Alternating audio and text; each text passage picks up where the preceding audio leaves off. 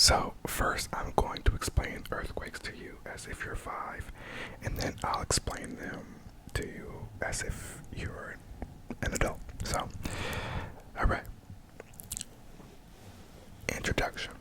In an earthquake, huge masses of rock move beneath the Earth's surface and cause the ground to shake. Earthquakes occur constantly around the world. Often they are too small for people to feel at all. Sometimes, however, earthquakes cause great losses of life and property. Most earthquakes are caused by changes in the Earth's outermost shell or crust. The crust is made up of about a dozen rock masses called plates that are constantly moving in different places. They move apart, collide, or slide past each other. Over time, this movement causes great pressure to build up. When the pressure becomes too great, the rock masses suddenly shift along a crack in the crust called a fault. The shifting rocks release energy in the form of shock waves. The waves spread through the rock in all directions, causing an earthquake. In the most powerful quakes, people thousands of miles away from the center of the quake can feel the ground shake. Girl, move out of the way. A small number of earthquakes have other natural or human causes. The movement of molten rock beneath a volcano is triggering an earthquake. The pressure resulting from holding vast amounts of water behind large dams can cause minor quakes. So can underground nuclear explosions and digging of mines. Effects. An earthquake may be powerful enough to change the surface of Earth, thrusting up cliffs and opening huge cracks in the ground. Earthquakes can do great damage to buildings, bridges, railroads, and other structures. The violent shaking during earthquakes often causes other earth movements, such as avalanches. Some quakes that happen in or near oceans cause huge destructive waves called tsunamis to sweep ashore. Most earthquakes take place along the boundaries of Earth's crustal plates. One great earthquake belt circles the Pacific Ocean along the mountainous west coast of North and South America and runs through the island areas of Asia. It is known as the Ring of Fire. The famous San Andreas Fault of California is part of this belt. A second, less active belt is between Europe and North Africa in the Mediterranean region and includes portions of Asia. A small number of quakes occur in the interior of plates rather than along the edges. Scientists record the shock waves produced in an earthquake with an instrument called a seismograph. They measure the strength of a quake in different ways. The Richter scale measures earthquake based on the amount of energy they release. The weakest earthquakes are close to 0 on the scale. The strongest measure about 9. The Mercalli scale measures the amount of destruction caused by an earthquake on a scale of 1 to 12. Okay. So that was the kid version. So for transparency, that was on Britannica Kids. Now we're going to head over to just regular standard Britannica. Okay. Earthquake, which is any sudden shaking of the ground caused by the passage of seismic waves through Earth's rocks. Seismic waves are produced when some form of energy stored in Earth's crust is suddenly released, usually when masses of rock straining against one another suddenly fracture and slip. Earthquakes occur most often along geological faults, narrow zones where rock masses move in relation to one another. The major fault lines of the world are located in at the fringes of the huge tectonic plates that make up the Earth's crust. Little was understood about earthquakes until the emergence of seismology at the beginning of the 20th century. Seismology, which involves the scientific study of all aspects of earthquakes, has yielded answers to such long-standing questions as why and how earthquakes occur. About 50,000 earthquakes, large enough to be noticed without the aid of instruments, occur annually over the entire Earth. 50,000 a year. Whoa. Of these, approximately 100 are of sufficient size to produce substantial damage if their centers are near areas of habitation. Very great earthquakes occur on average about once per year. Over the centuries, they have been responsible for millions of deaths and an incalculable amount of damage to property. Causes of earthquakes. Earth's major earthquakes occur mainly in belts. Where'd it go? Oh, coinciding with the margins of tectonic plates. This has long been apparent from early catalogs of felt earthquakes and is even more readily discernible in modern seismicity maps, which show instrumentally determined epicenters. The most important earthquake belt is the Circum-Pacific Belt, which affects many populated coastal regions around the Pacific Ocean. For example, those of New Zealand, New Guinea, Japan, and parts of Alaska, Alaska and the western coasts of North and South America. It is estimated that 80% of the energy presently released in earthquakes come from those whose epicenters are in this belt. The seismic activity is by no means uniform throughout the belt, and there are a number of branches at various points.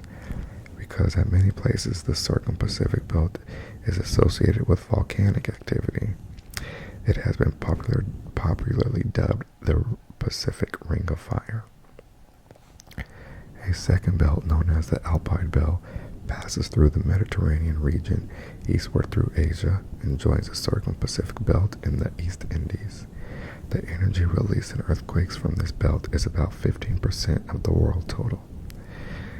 There are also striking connected belts of seismic activity, mainly along oceanic ridges, including those in the Arctic Ocean, the Atlantic Ocean, and the Western Indian Ocean, and along the rift valleys of East Africa. This global seismicity distribution is best understood in terms of its plate tectonic setting. Earthquakes are caused by, so this next section is natural forces. Earthquakes are caused by the sudden release of energy within some limited region of the rocks of the earth. The energy can be released by elastic strain, gravity, chemical reactions, or even the motion of massive bodies. Of all these, the release of elastic strain is the most important cause, because this form of energy is the only kind that can be stored in sufficient quantity in the earth to produce major disturbances. That makes sense. Earthquakes associated with this type of energy release are called tectonic earthquakes. So the next section is called tectonics. Tectonic earthquakes are explained by the so-called elastic rebound theory, formulated by the American geologist Harry Fielding Reid after the San Andreas Fault ruptured in 1906, generating the Great San Francisco Earthquake. According to the theory, a tectonic earthquake occurs when strains in rock masses have accumulated to a point where the resulting stresses exceed the strength of the rocks and sudden fracturing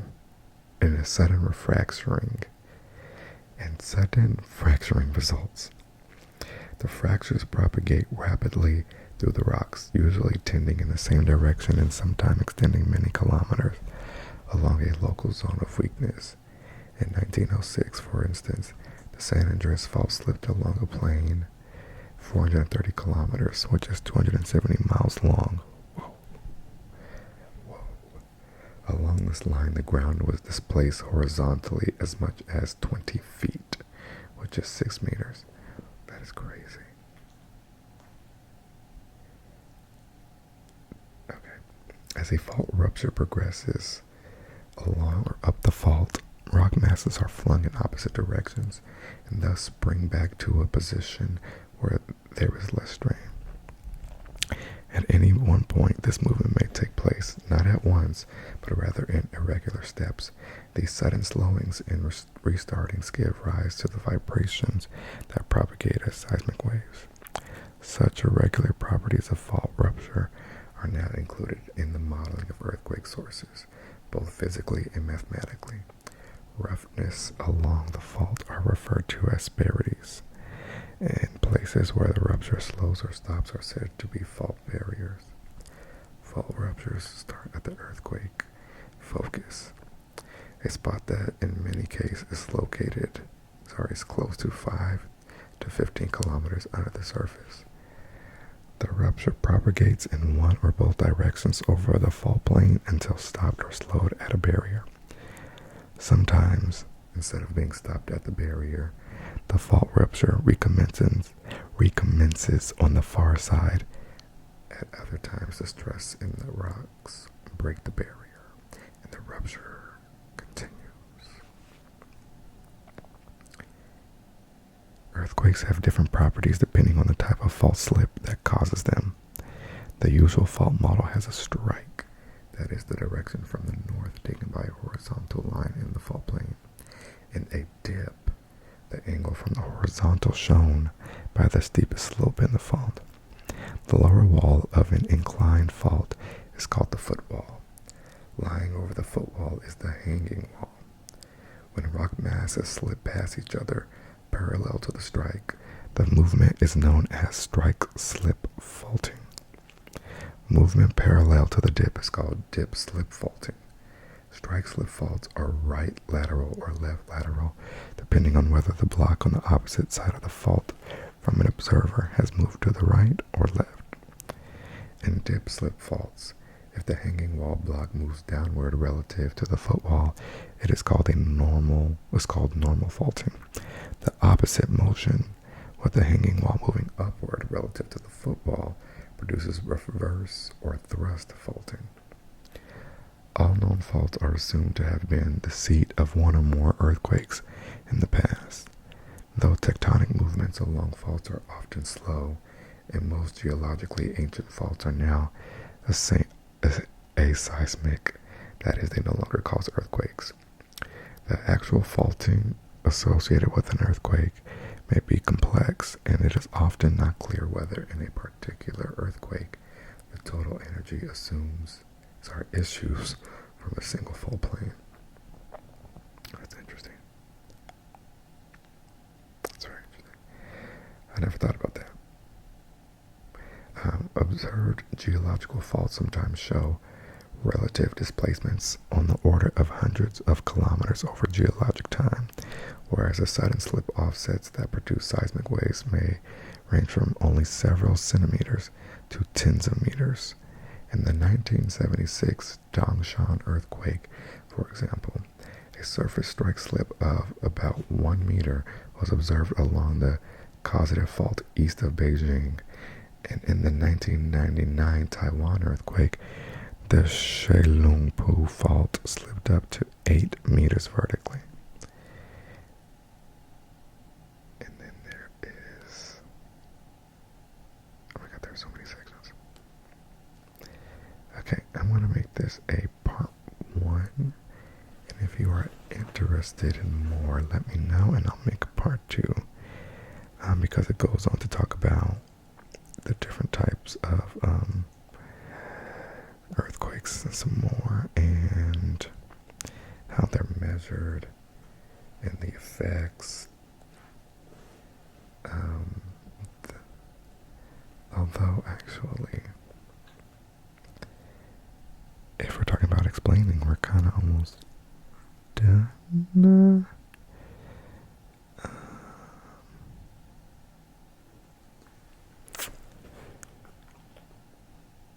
Okay, let's keep going. The next section is volcanism. A separate type of earthquake is associated with volcanic activity and is called a volcanic earthquake. Yet it is likely that even in such a case, the disturbance is the result of a sudden slip of rock masses adjacent to the volcano and the consequent release of elastic strain energy. The stored energy, however, may in part be of hydrodynamic origin due to the heat provided by magma moving in reservoirs beneath the volcano or to the release of gas under pressure. There is a clear correspondence between the geographic distribution of volcanoes and major earthquakes, particularly in the circum-Pacific belt and along oceanic ridges. Volcanic vents, however, are generally several hundred kilometers from the epicenters of most major shallow earthquakes, and many earthquake sources occur nowhere near active volcanoes. Even in cases where an earthquake's focus occurs directly below structures marked by volcanic vents, there was probably no immediate causal connection between the two activities. Most likely both are the result of the same tectonic processes. And this next section, artificial induction. Earthquakes are sometimes caused by human activities, including the injection of fluids into deep wells and the detonation of large underground nuclear explosions, the excavation of mines, and the filling of large reservoirs. In the case of deep mining, the removal of rock produces changes in the strain around the tunnels. Slip on adjacent pre-existing faults or outward shattering of rock into the new cavities may occur. In fluid injection, the slip is thought to be induced by premature release of an elastic strain, as in the cause of tectonic earthquakes after fault surfaces are lubricated by the liquid. Large underground nuclear explosions have been known to produce slip on already strained faults in the vicinity of the test devices. Interesting.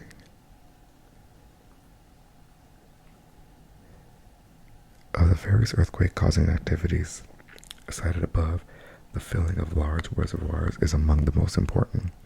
More than 20 significant cases have been documented in which local seismicity has increased following the impounding of water behind dams. Often,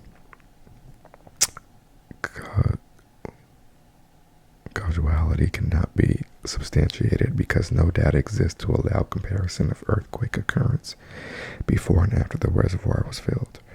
Reservoir induction effects are most marked for reservoirs exceeding 100 meters, 330 feet in depth, and 1 cubic kilometer, 0.25 cubic mile in volume. 3 sites where such connection have very probably occurred are the Hoover Dam in the United States, the Aswan High Dam in Egypt, and the Kariba Dam on the border between Zimbabwe and Zambia. The most generally accepted explanation for earthquake occurrence in such cases assume that rocks near the reservoir are already strained from regional tectonic forces to a point where nearby faults are almost ready to slip. Water in the reservoir adds pressure perturbation that triggers the fault to rupture. Perturbation. There we go. The pressure effect is perhaps enhanced by the fact that the rocks along the fault have lower strength because of increased water pore pressure. These factors notwithstanding, the filling of most large reservoirs has not produced earthquakes large enough to be a hazard. The specific seismic source mechanism associated with reservoir induction have been established in a few cases. For the main shock at the Koyana Dam and Reservoir in India, the evidence favors strike-slip faulting motion. At both the Kremasta Dam in Greece and the Kariba Dam in Zimbabwe, Zambia, the generating mechanisms was dip-slip on normal faults. By contrast, thrust mechanisms have been determined for a source of earthquakes at the lake behind Nurik Dam in Tajikistan. More than 1,800 earthquake earthquakes occurred during the first 9 years after water was impounded in this 317-meter deep reservoir in 1972, a rate amounting to 4 times the average number of shocks in the region prior to filling. Okay, so that really does give it some credibility. In this very last section on the causes, seismology and nuclear explosions. In 1958, representatives from several countries, including the United States and the Soviet Union, met to discuss the technical basis for a nuclear test ban treaty. Feasibility of developing effective means with which to detect underground explosions and to distinguish them seismically from earthquakes. After that conference, much special research was directed to seismology, leading to major advances in seismic signal detection and analysis. Recent seismological work on treaty verification has involved using high-resolution seismographs in a worldwide network, estimating the yield of explosions, studying wave attenuation in the Earth, determining wave amplitude and frequency, spectra, discriminants, and applying seismic arrays. The findings of such research have shown that underground nuclear explosions, compared with natural earthquakes, usually generate seismic waves through the body of the Earth that are of much larger amplitude than the surface waves. The telltale difference along with other types of seismic evidence suggests that an international monitoring network of 270 seismographic stations could detect and locate all seismic events over the globe of magnitude 4 and above, corresponding to an explosive yield of about 100 tons of TNT. Well, earthquakes have varied effects, including changes in geologic features. Oh, just kidding, that's a whole new section. Okay, so the next section is effects, and then past that is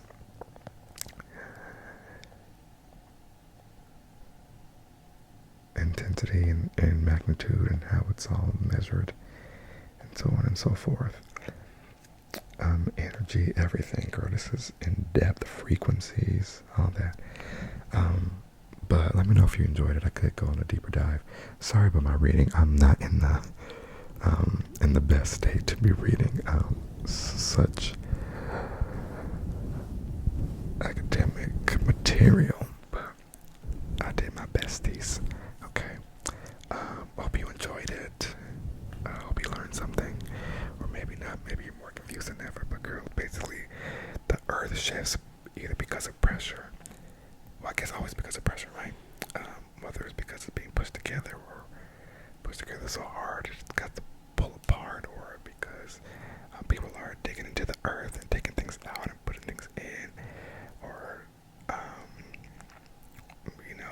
nukes, all sorts of things. So stay woke, stay safe, stay on land, stay steady.